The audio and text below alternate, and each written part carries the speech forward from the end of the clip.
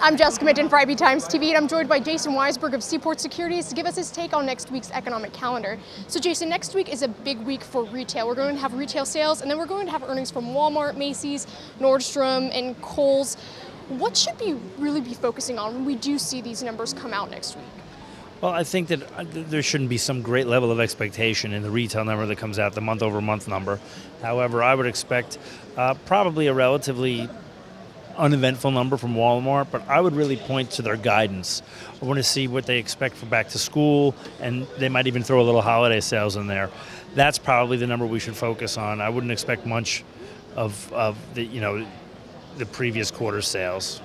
And speaking of guidance, this week we saw Michael Kors report earnings that definitely beat expectations, but then on the other side of that, you have American Eagle, which cut their guidance in half, and they're reporting earnings in a few weeks. It's interesting to see this discrepancy between the luxury retailers and then the teen retailers. What do you think is going on there? Well, I'm not a retail expert, although I would say that there are probably less jobs, part-time jobs, summer jobs for teens that are paying anyway, where kids can go out and spend discretionary money on, clothes or, non-essential items that they would be buying normally at these stores, whereas they might do better in back to school, so to speak. The Michael Kors and the other higher-end retailers probably are dealing with customers that have more discretionary income to spend, and that's why you see the discrepancy between teen retailers and the higher-end retailers.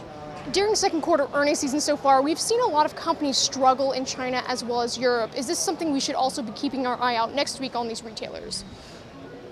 I think my view on China is that, and the last few data points out of China is that things are starting to stabilize, if not somewhat improve.